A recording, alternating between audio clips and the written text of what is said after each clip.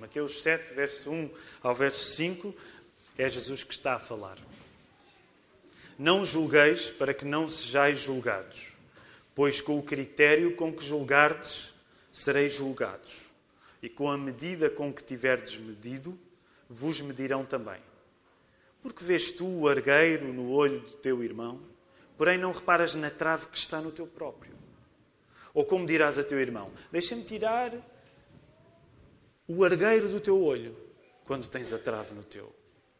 Hipócrita, tira primeiro a trave do teu olho, e então verás claramente para tirar o argueiro do olho do teu irmão. Vamos até à palavra de Deus, vamos até Mateus 7, vamos regressar ao texto que nós lemos. Nós começámos a estudar o Sermão do Monte há mais de um ano.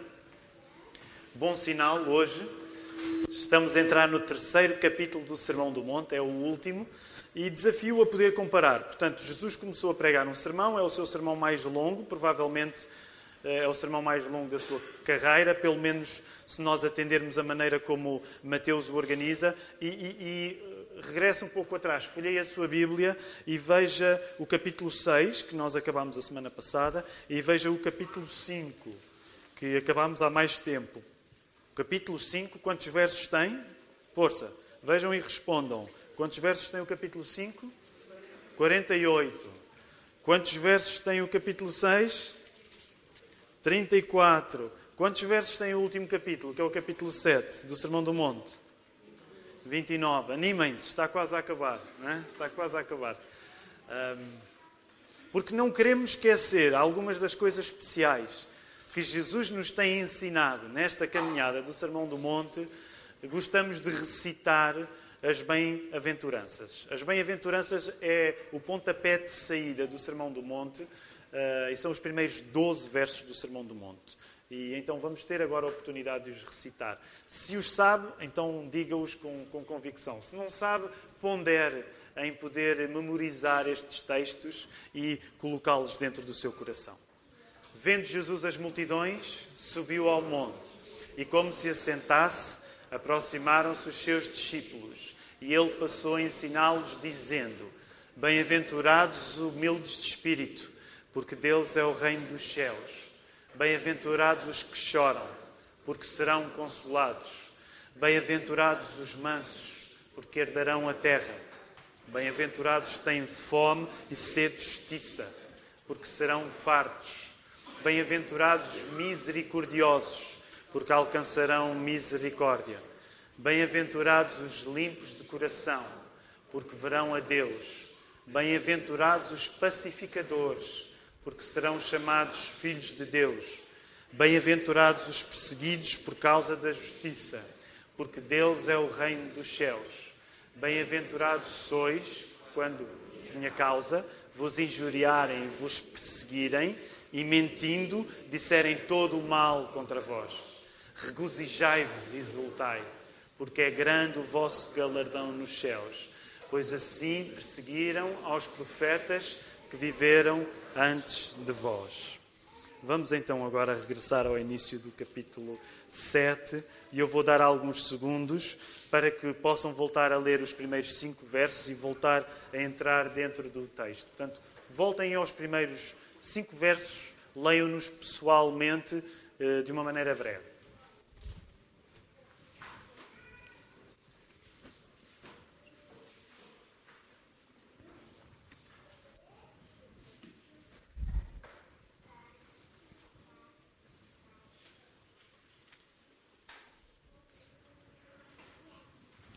Alguns de nós conhecem bem este texto.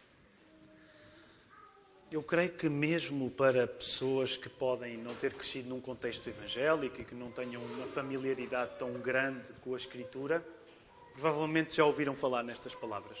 Não julgueis para que não sejais julgados. E eu acredito que não é exagerado nós dizermos que provavelmente este é dos textos na Bíblia mais mal interpretados de sempre. Jesus manda ou não que nós não julguemos os outros? Esta é a pergunta que dá título ao sermão desta manhã. Jesus manda que não julguemos os outros? E eu creio que apesar do nosso Senhor Jesus nos chamar no próprio Sermão do Monte, que nós já lemos, a que as nossas palavras sejam sim, sim, não, não, é verdade que às vezes é possível responder a uma pergunta com sim e com não ao mesmo tempo e isso não ser necessariamente contraditório. Ou seja, se nós perguntarmos ao texto, Jesus está a mandar que não julguemos os outros, por um lado nós devemos dizer inequivocamente sim, Jesus está a mandar que nós não julguemos os outros, mas, e essa é uma das tarefas que trago esta manhã, durante a pregação deste sermão, também é verdade que nós podemos dizer que não, Jesus não nos está a proibir de julgar os outros em absoluto. Portanto, esta é uma tarefa que nós temos diante de nós nesta manhã. Se por um lado é verdade que Jesus está a impedir-nos de julgar os outros, por outro lado nós também podemos dizer que em absoluto Jesus não está a proibir o julgamento. E para chegarmos a essa conclusão não é preciso ir longe. Aliás, vou desafiar-vos apenas que continuem a ler o texto, porque a partir do verso 3, por exemplo, quando Jesus fala em argueiro e quando Jesus fala em trave, nós podemos dizer que se não tivermos uma capacidade de julgar, se não tivermos uma capacidade de juízo que exercemos, ninguém vai conseguir distinguir aquilo que é um argueiro de uma trave, certo? Portanto, provavelmente Jesus não está a impedir que nós julguemos em absoluto, porque para saber distinguir um cisco de um olho de uma trave é preciso usar as nossas capacidades de julgamento. Se, por exemplo, continuarmos a evoluir no texto, para um texto que não vamos entrar hoje ainda, mas que ele virá no futuro, no verso 6, por exemplo, Jesus vai usar o exemplo de pessoas que na prática funcionarão como cães. E mais à frente, ainda no verso 6, Jesus vai usar o exemplo de pessoas que na prática funcionam como porcos. Não é um sermão de hoje ainda. O que nos leva a concluir, se nós não soubermos distinguir cães e porcos, se nós não soubermos usar o nosso juízo, não faria sentido Jesus estar a dizer o que está a dizer, não é? Porque se nós não usarmos as nossas capacidades de avaliarmos, de sabermos distinguir uma coisa da outra, nesse sentido, se nós não usarmos as nossas capacidades de julgamento, não faria sentido que Jesus a seguir viesse falar em pessoas que compara a cães e pessoas que compara a porcos. Avancem no texto ainda um pouco mais. O mesmo se aplica quando chegarmos ao verso 15, por exemplo, ao verso 15 do capítulo 7. Se nós nunca pudéssemos ajuizar as coisas, se nós nunca pudéssemos usar a nossa capacidade de julgamento, então nós não saberíamos distinguir ovelhas de lobos, certo? Portanto, não é possível Jesus estar a proibir o julgamento em absoluto, porque o próprio Sermão do Monte nos demonstra que é preciso nós sabermos julgar as coisas, é preciso nós sabermos distinguir uma coisa da outra. E nesse sentido é preciso que nós usemos a nossa capacidade de ajuizar. Saber a diferença entre um cão, entre um porco, entre um pastor, entre uma ovelha, entre um cisco e entre uma trave. Ao longo de todas as Escrituras, ao longo de toda a Bíblia, está pressuposto que tu és capaz e deves usar as tuas faculdades mentais para saberes distinguir uma coisa da outra. Nesse sentido, eu creio que nós podemos generalizar e dizer que não é possível reconhecer até a existência de Deus sem o uso da nossa capacidade de julgamento. Nós temos de saber distinguir uma coisa da outra para podermos chegar a alguma conclusão. E nesse sentido parece-me seguro dizer que Jesus não está a proibir a nossa capacidade de julgamento no geral. Porque senão a nossa vida não seria possível. Nós precisamos de saber distinguir uma coisa da outra. Sabem, quando um judeu conversava acerca de questões de julgamento, de questões de juízo, uma régua era um instrumento que fazia parte da mobília desse assunto. É curioso porque a partir do verso 2 a palavra vai ser usada, a palavra medida, que nós encontramos aí no verso 2, não sei se vocês sabem como é que medida se diz em grego, mas diz-se precisamente metro. A palavra metro, que dá origem ao nosso metro como forma de medida. Portanto, a palavra para medida no grego é precisamente metro. Jesus está a ensinar-nos que a régua que tu usares para medires os outros será a régua que os outros vão usar para te medir a ti mesmo. Se quisermos simplificar um pouco, Jesus está a dizer que tu não deves medir os outros a partir daquilo que é teu. Se por um lado começarmos por dizer que Jesus não está a impedir o julgamento no geral, temos de começar a perceber que tipo de julgamento é que Jesus está a impedir que nós façamos. Porque há uma resposta positiva e negativa à pergunta: Jesus impede-nos de julgar os outros? E agora interessa perceber qual é a maneira como Jesus quer que tu nunca julgues os outros. Pegando nesta ideia do teu metro, a tua medida pessoal, uma das coisas que nós compreendemos é que Jesus está a dizer: se tu te usares a ti próprio, os teus critérios para julgares os outros, acredita, essa é uma onda que tem um retorno. A maneira como tu julgares os outros vai ser a maneira como as pessoas te vão julgar a ti. Logo, uma das coisas que nós podemos concluir daquilo que Jesus está a dizer é que nós não podemos julgar os outros fundamentando na nossa personalidade o nosso julgamento. Tu não podes julgar os outros a partir daquilo que tu és ou daquilo que tu tens.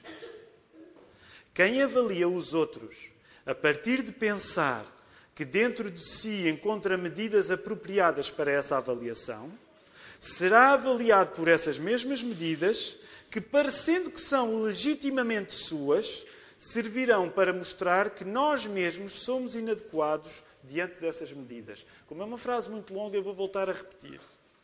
Quem avaliar os outros a partir de pensar que dentro de si próprio encontra as medidas apropriadas para essa avaliação dos outros, mais tarde vai ser avaliado por essas mesmas medidas que, julgando que eram legitimamente suas, essas medidas vão servir para mostrar-nos que nós próprios somos inadequados. Ou seja, a qualidade que julgamos ter vai ser o que vai desmascarar a nossa falta de qualidade.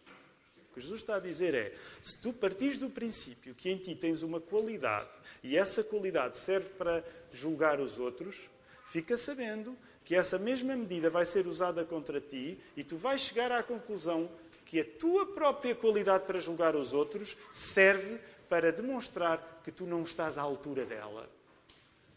Já ficou muito complicado? Ou ainda os irmãos ainda estão comigo? Ainda estão a perceber? Os critérios que tu usares a partir de ti para julgar os outros vão se virar contra ti, porque vão explicar-te que nem tu és capaz de te manteres à altura dos critérios que usas. Por isso Jesus está a dizer: se medires de uma maneira, tu vais ser medido por essa maneira. E Jesus não está a dizer que isso é uma coisa boa. A qualidade que nós julgamos ter era um dos maiores problemas das pessoas que chocavam de frente com Jesus. As pessoas que geralmente chocavam de frente com Jesus, escribas e fariseus, eram pessoas que estavam muito convencidas da sua própria qualidade. Elas estavam muito convencidas da qualidade que julgavam ter. Quando conhecemos a história de Jesus, quando lemos os Evangelhos, isto é uma coisa que domingo após domingo queremos encorajar todos a fazer: leiam a Bíblia. Não há nada como conhecer Jesus da maneira como Jesus quis ser conhecido. E Jesus quis que nós o conhecêssemos através da palavra revelada. Então leiam a Bíblia, porque ler a Bíblia é a maneira mais segura de nós sabermos quem Jesus é. Ora, quando nós lemos a história de Jesus na Bíblia, nos Evangelhos, em Mateus, Marcos, Lucas e João, nós constatamos que os adversários mais devotos de Jesus, as pessoas que são mais sérias a ser contra Jesus, são especialistas em justificarem-se a si próprios. Isto é uma coisa que vais descobrir mal comeces a ler a Bíblia. As pessoas que dão mais de si para fazerem oposição a Jesus são as pessoas que são melhores a defenderem-se. Repara o que isto quer dizer. Significa que quando tu lês o Jesus do Evangelho, as pessoas que seguem Jesus não são especialistas em defenderem-se a si próprias. Quando tu lês a palavra, tu vais perceber este padrão. As pessoas que seguem a Jesus não se especializam a defenderem-se a si mesmas. Quando tu lês a palavra, entendes que as pessoas que não seguem Jesus é que geralmente são especialistas em defenderem-se a si próprios. Só isto dá um sermão, e não é por aqui que eu vou agora, mas só isto dá um sermão. Só nós chegarmos à conclusão, com a Bíblia aberta, de que os especialistas em se defenderem a si próprios são as pessoas que estão contra Jesus, devia-nos fazer parar e perguntar a nós próprios: se eu viver tão aflito em defender-me a mim mesmo, eu não estou a evidenciar uma das características do seguidor de Jesus, como a Bíblia apresenta. As pessoas que seguem Jesus na palavra não são pessoas que são especialistas em defenderem-se a si mesmos. Essa característica é uma característica dos inimigos de Jesus. Por isso mesmo, por exemplo, os fariseus, pessoas religiosas, eram pessoas que sabiam se defender tão bem a si próprias que tinham uma espécie de legalismo blindado. Eles eram especialistas a serem religiosos de uma maneira que nunca abria o flanco. Não havia brechas na santidade aparente daquelas pessoas. Por isso é que eles eram tão dados às regras e regrinhas. Porque regras e regrinhas faziam parte da blindagem de autodefesa dos inimigos de Jesus. Quando nós nos especializamos a defendermos a nós próprios, nós estamos a praticar uma arte dos inimigos de Jesus. Não é dos amigos de Jesus. Quando nós vivemos a arranjar sempre uma desculpa, quando nós vivemos a termos sempre uma defesa, quando nós vivemos a fugir de qualquer tipo de acusação que nos possam fazer, nós estamos a praticar a antiga arte da inimizade contra Jesus. Por isso mesmo Jesus sabia que aquelas pessoas praticando todas as regras e regrinhas, elas não estavam abertas para lidar com Jesus. Elas faziam da religião uma rejeição de Jesus. E deixem-me dizer, 2000 anos depois, a religião pode ser uma rejeição de Jesus. Muitos de nós sabem isso na sua vida. Às vezes arranjarmos maneira de termos uma vida aparentemente perfeita é o modo de nós rejeitarmos Jesus. Era o modo como os fariseus rejeitavam Jesus. Era ter uma especialização religiosa tão grande que ninguém encontrava falhas. Eles é que eram especialistas em encontrar falhas nos outros. Como temos visto repetidamente dentro deste Sermão do Monte, Jesus mostra-nos, sem dúvida, o mal que fazemos. Isso é uma das coisas que, quando nós estamos a ler o Sermão do Monte, vai ficar bem evidente. Jesus ataca o problema da maldade que há em nós e da maldade que nós praticamos. Mas quando nós lemos o Sermão do Monte e vimos isso, especialmente no capítulo 6, uma das coisas que nós compreendemos é que Jesus não ataca apenas o problema do mal na nossa vida. Jesus ataca o problema daquilo que nós achamos que é bem na nossa vida e que, na verdade, não é assim tão bom. Jesus mostra-nos o mal que fazemos, mas mostra também como o bem que fazemos, a nossa justiça própria, também não chega. A nossa justiça própria não chega. Um dos problemas na nossa vida não está só nas coisas más que fazemos. Essas serão um bocado evidentes. Um dos problemas da nossa vida está no bem que nós tentamos fazer e que não chega. O bem que nós tentamos não chega.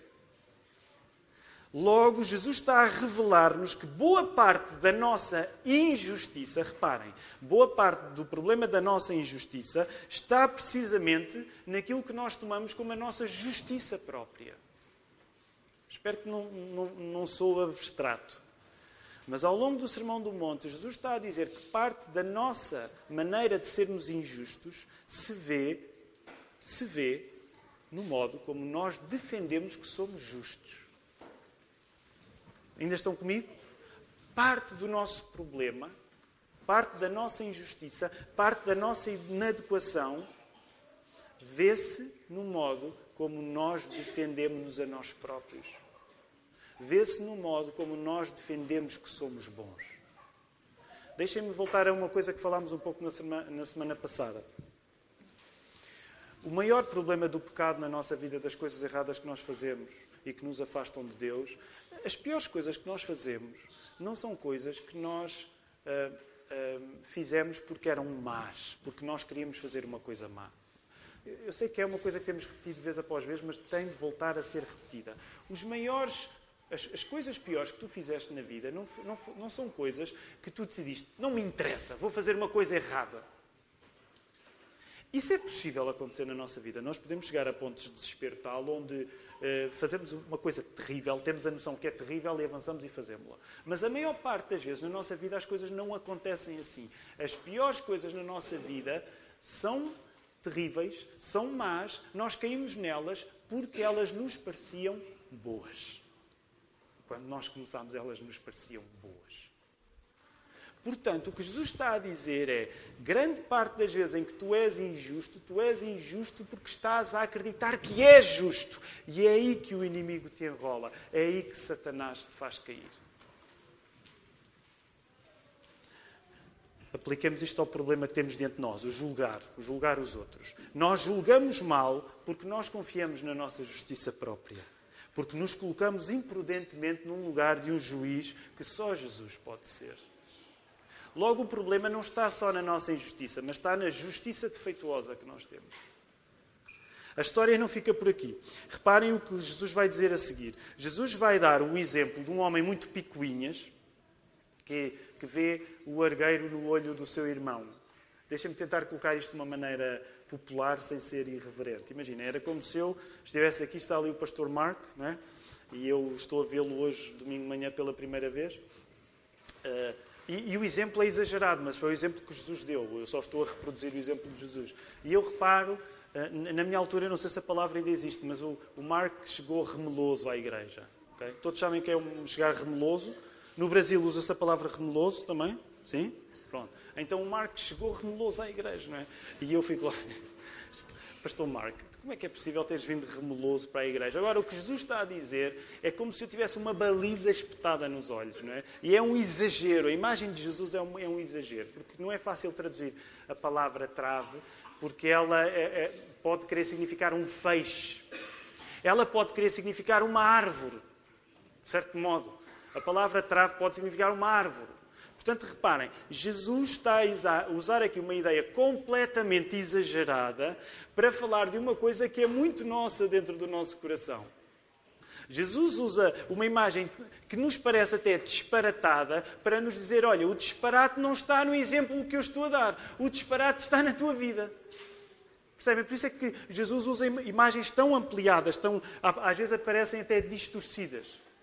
Porque Jesus não quer que nós fiquemos a pensar no exagero da imagem. O exagero da imagem é para ver o exagero no nosso coração. Eu estou cheio de picuinhices a dizer, Mark, a fazer-lhe sinal. Arranja aí maneira de tirar as remelas que tens nos olhos. E eu tenho uma árvore espetada nos meus. Portanto, é este o exemplo que Jesus está a dar. E é interessante. Eu não quero levar muito tempo, mas é interessante, porque isto volta a colocar outra vez nos olhos uma boa parte daquilo que Jesus ensina. E a semana passada nós falámos acerca de lutar a ansiedade a partir do que os nossos olhos veem e da nossa relação complicada com a beleza e como nós precisamos passar a olhar como Jesus olha. Como falámos na semana passada, os nossos olhos, quando encantados com a nossa própria qualidade, quando os teus olhos se encantam contigo próprio, tu tornas-te um leitor oftalmológico bastante deficiente. Deixa-me usar este termo com cuidado. Hoje não se pode dizer deficiente, não é? Mas é intencionalmente que eu estou a dizer. Quando tu confias nos teus olhos, ao contrário do que julgas, tu não vais ser um leitor muito rigoroso daquilo que a realidade é. Quando tu confias nos teus olhos, e quando tu confias nos teus olhos, quando tu confias na tua qualidade para olhar para o mundo, tu podes chegar a uma circunstância tão estranha e bizarra que é estares a ver as remelas nos olhos do teu irmão quando tu tens uma trave espetada no teu. Alguém que se convence da sua própria qualidade é alguém que vê tão mal ao ponto de querer tirar remelas aos outros com balizas espetadas na sua própria vista. O que é que isto significa? Quando tu crês na tua própria justiça, tu és um miúpe a olhar para o mundo. Alguns de vocês não se recordam, são muito jovens, mas havia uma personagem de um cartoon, que era o Mr. Magoo. Não sei se lembram, Mr. Magoo, não é? Eu não me lembro qual era... Mark, tu já ouviste falar Mr. Magoo? Não? Sério? É daquelas ocasiões em que nós portugueses ficamos escandalizados. Como é que um americano nunca ouviu falar no Mr. Magoo? É verdade. O Mark nasceu no Quénia. É verdade, é americano, mas nasceu no Quénia. E no Quénia não passava o Mr. Magoo. Eu não me lembro como é que o Mr. Magoo se chamava em Portugal. Como é que se chamava em Portugal? Era Mr. Magoo?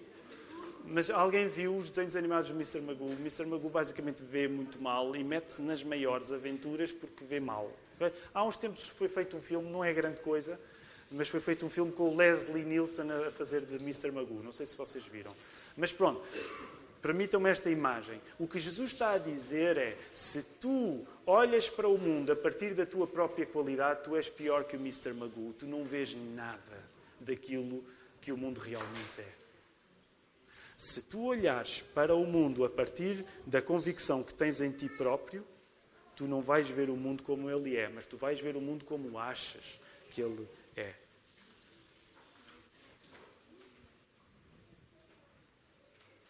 E por isso, olhem a palavra tão dura que Jesus usa no verso 5, no início do verso 5. Tão dura esta palavra, hipócrita. Na minha tradução tem um ponto de exclamação. Sabem, no grego original não há esse tipo de acentuação como nós temos no português. Mas Jesus está a chamar hipócrita e ninguém gosta de ser chamado hipócrita. Porque o que Jesus está a dizer é, se tu acreditares na tua justiça e a partir da tua qualidade tu olhares para o mundo, tu vais ser alguém a viver uma vida falsa. Tu vais ser um ator. Tu vais ser um hipócrita. Porque era a palavra que se usava para o ator. Tu vais estar a viver uma vida que não é tua. Repara o que isto significa. Vamos aplicar isto à nossa vida. Se tu olhares para a vida a partir das convicções que tens em ti próprio, tu vais estar a viver uma vida que julgas que é tua, mas nem sequer te pertence. Porque é uma vida falsa, porque tu não percebes a realidade. Este é o argumento que Jesus está a dar. Por isso é que ele usa uma comparação tão drástica. Tu vais ser capaz de olhar para os ciscos no olho das pessoas à tua volta e tu não vês o que toda a gente vê. O que acaba por estar em causa neste texto, em que à primeira vista parece que nós não podemos julgar nunca, não é? À primeira vista parece que Jesus está a dizer não podes julgar nunca, é, no fundo, uma correção no nosso mau julgamento para que nós julguemos da maneira certa. Podemos dizer que, de certo modo, quando Jesus diz não julgueis para que não sejais julgados, Ele está a ajudar-nos a julgar da maneira certa. Por exemplo, reparem no verso 5. É interessante isto. As pessoas gostam de citar não julgueis para que não sejais julgados, mas não leem o que Jesus está a dizer a seguir. E reparem como é que Jesus termina o verso 5. Tira a primeira trave do teu olho. Para quê? Para quê? Há alguma coisa que vai acontecer a seguir. Para fazeres parte do processo de corrigires o teu irmão. Se tu nunca puderes julgar o teu irmão, Jesus dizia, tira a trave do teu olho e fica quieto. Mas Jesus diz, tira a trave do teu olho e ajuda o teu irmão a ficar sem o cisco que ele tem no olho. Portanto, nós nunca podemos dizer que, em absoluto, Jesus nos está a proibir de julgar os outros se Ele diz, tira os teus problemas e então ajuda os outros nos problemas que os outros têm. E sabem, em grande parte, é por isso que a igreja é tão assustadora. Porque a igreja é o lugar onde nós tiramos primeiro a trave dos nossos olhos, mas a seguir vamos ajudar os outros a tirarem os argueiros dos seus. Se alguém nunca quer ser colocado em causa, a igreja, de facto, é um lugar a evitar. Porque a igreja coloca-nos em causa, porque Jesus nos coloca em causa. E a igreja é o corpo de quem? É o corpo de Cristo. Reparem, a questão é que quando nós ajudamos os outros a serem corrigidos, nós vamos ajudar os outros a serem corrigidos não na nossa medida. Não na nossa medida, mas na medida de Jesus. Julgar bem é ser consequente com o juiz certo ser Jesus. Somos para os outros como Jesus foi para nós. Nós podemos estar envolvidos no processo de corrigir os erros dos outros porque Jesus se envolveu no processo de corrigir os nossos erros. Jesus não nos corrigiu nunca com superioridade ou arrogância. Nunca Jesus nos corrige com superioridade ou arrogância, mas Jesus corrige-nos com humildade. A morte de Jesus na cruz significa que a correção que Deus traz à nossa vida se faz com amor e não com arrogância. Reparem, se Jesus nos corrigisse sem amor, Ele não precisava ter morrido numa cruz para nada.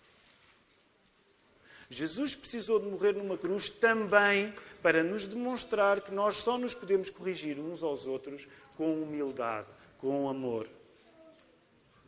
O mais fácil para nós não é isto, e nós temos de reconhecer. Quero terminar este sermão, mas deixem-me ainda ir aqui. O mais fácil para nós não é nós corrigirmos os outros com amor. Sabem, as pessoas mais enganadas são as pessoas que se julgam amorosas. Já temos falado muito sobre isto. As pessoas que se julgam naturalmente amorosas são as pessoas mais perigosas de todas. Porque tomam o amor como uma característica pessoal sua. E o que Jesus está aqui a ensinar é que o amor nunca é uma característica pessoal nossa. É uma característica que nos chega através de Deus. Ninguém sabe amar como deve ser. Nós nem os nossos filhos amamos como deve ser. E são nossos filhos. Portanto, a Bíblia está-nos a ensinar que amor é a coisa mais difícil, mas na qual nós podemos acreditar, porque esse amor nos chegou através de Jesus.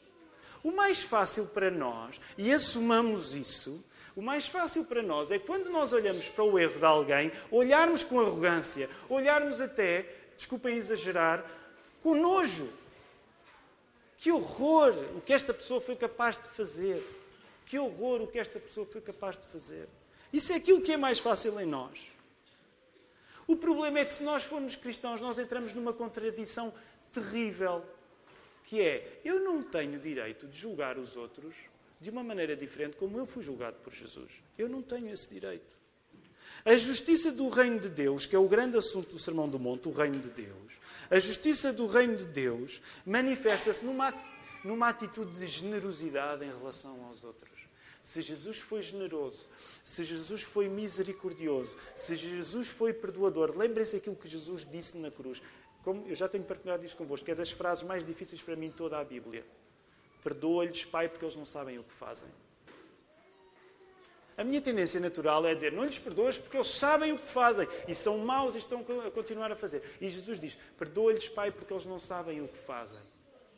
Esta é a maneira como Jesus perdoa.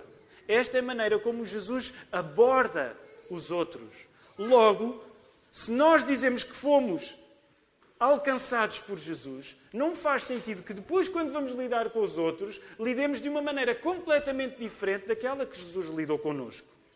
Não faz sentido julgarmos os outros esquecendo como Jesus nos julgou a nós. Jesus proíbe que nós julguemos os outros quando impedimos que nós mesmos sejamos colocados sob o juízo de Jesus. Vou voltar a repetir. Jesus proíbe que tu julgues os outros quando tu impedes que sejas julgado por Jesus. Se tiveres sido julgado misericordiosamente por Jesus, só poderás julgar os outros com a mesma misericórdia com que foste julgado. Deixem-me só citar ainda um texto da Bíblia. Até para desmistificar a leitura apressada do não julgueis para que não sejais julgados. O apóstolo Paulo, na primeira carta de Paulo aos Coríntios, capítulo 5, verso 12, ele diz assim, pois com que direito, havia um problema lá na igreja em Corinto, e o apóstolo Paulo diz assim, pois com que direito haveria eu de julgar os de fora? Não julgais vós os de dentro, os de fora, porém, Deus os julgará. Expulsai, pois, dentre de vós o malfeitor. Havia um problema e o apóstolo Paulo estava a dizer, há aqui uma pessoa que está a portar mal dentro da igreja e vocês já deviam ter julgado e deitá-la fora. Por isso é deitá-la fora da comunhão da igreja.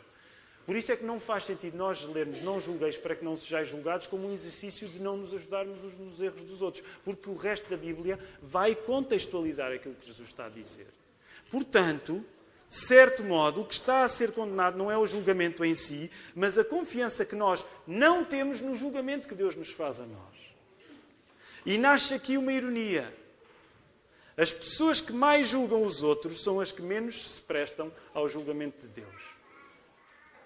As pessoas que mais julgam os outros são as pessoas que menos se prestam ao julgamento de Deus. Agora deixa-me dar-te a boa notícia esta manhã. A boa notícia é que quando tu confias que Deus é justo, quando tu confias que Deus é justo, tu não tens medo que Ele te julgue. Porque Ele vai te julgar com a misericórdia que tu conheceste em Jesus.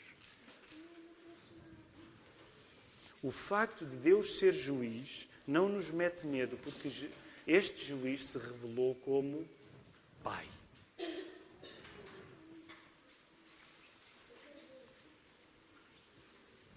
E se o nosso juiz for um juiz que se revela como Pai através de Jesus, acredita, tu podes confiar no teu Pai. Vocês concordam comigo? Tu podes confiar no teu Pai.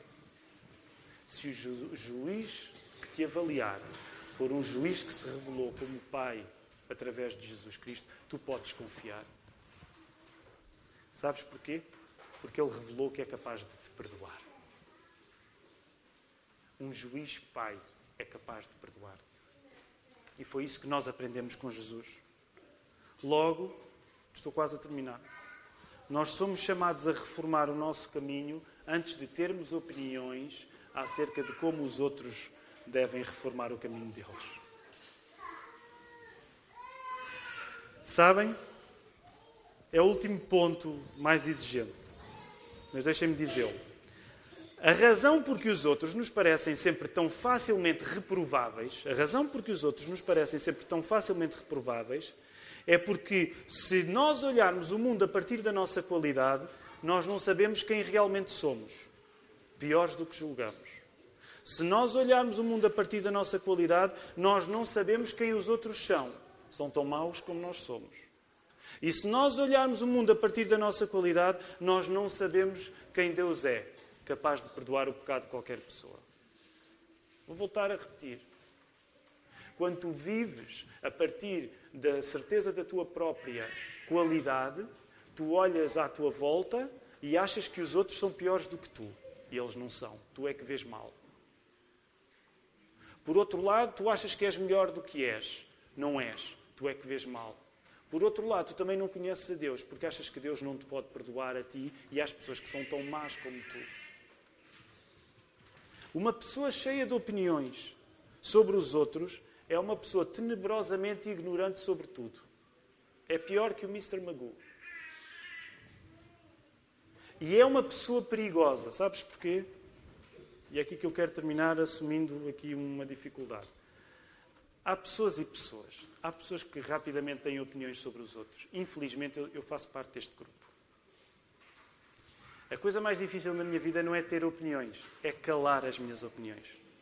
Acho que aos 41 anos estou a aprender a ficar mais calado, mas ainda falo demais. Se vocês tiverem dúvidas, perguntem à minha mulher e aos meus filhos, que eu acho que eles nunca dirão. Eu às vezes chego a casa e fico ansioso até o meu pai começar a dar as suas opiniões sobre as coisas. A Ruth nunca me disse, Tiago, estás tão calado, gostava tanto de ouvir a tua perspectiva sobre a realidade.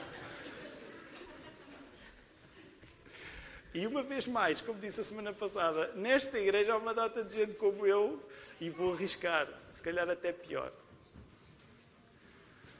Quero dizer isto em amor porque quero terminar com uma palavra de esperança que Jesus nos dá. Mas deixa-me dizer-te, meu querido irmão, tu que tens o mesmo problema do que eu tenho. Tu seres conhecido pelas tuas opiniões é parte de um dos maiores problemas na tua vida. Não é parte da solução. E muitos de vocês, como eu, à segunda conversa, vocês começam a libertar as vossas opiniões. E sabem qual é o problema? E eu sei porque tenho experiência nisto. É muito difícil. Deixa-me dizer, eu vou mais longe. É impossível. Quando tu vives com tantas opiniões acerca dos outros, acredita, tu julgas que és melhor do que és. Tu julgas que és melhor do que és. Mas tu és um míope, tu não vês nada à tua frente.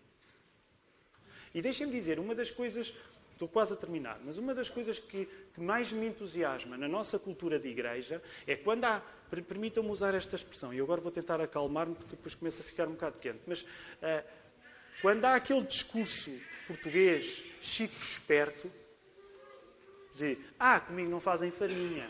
Eu disse logo e eu aconteço. Deixa-me dizer-te uma coisa para te ajudar, porque eu sou tão mau como tu és. Mas se tu quiseres ser um chico esperto nesta igreja, tu vais ficar sozinho. Porque tu estás a ver tudo mal acerca da vida. Estás a achar melhor do que és, estás a achar que os outros são piores do que tu, e não percebes que a pior coisa, tu estás a impedir que Deus possa perdoar pessoas tão más como tu. Por isso é que nós não queremos uma cultura de pessoas que estão sempre certas da sua qualidade. Essa é a cultura dos inimigos de Jesus. Se tu no teu dia-a-dia começas a falar e as tuas opiniões começam a saltar acerca dos outros, deixa-me dizer, eu não quero perder tempo contigo. Porque tu só me estás a dar uma coisa má que eu já tenho em mim. E muitos de nós são assim. À segunda conversa vocês estão cheios de opiniões sobre os outros. Deixa-me dizer, essa é a arte dos inimigos de Jesus. Eu não quero nada contigo. Porque eu sei o quão difícil, eu sei quão a minha vida tem sido pior por causa de eu exercer essa arte. Repara o que eu te estou a dizer. Eu não te estou a dizer que a Igreja, enquanto corpo de Cristo, não exerce juízo para nos corrigirmos uns aos outros. Exerce.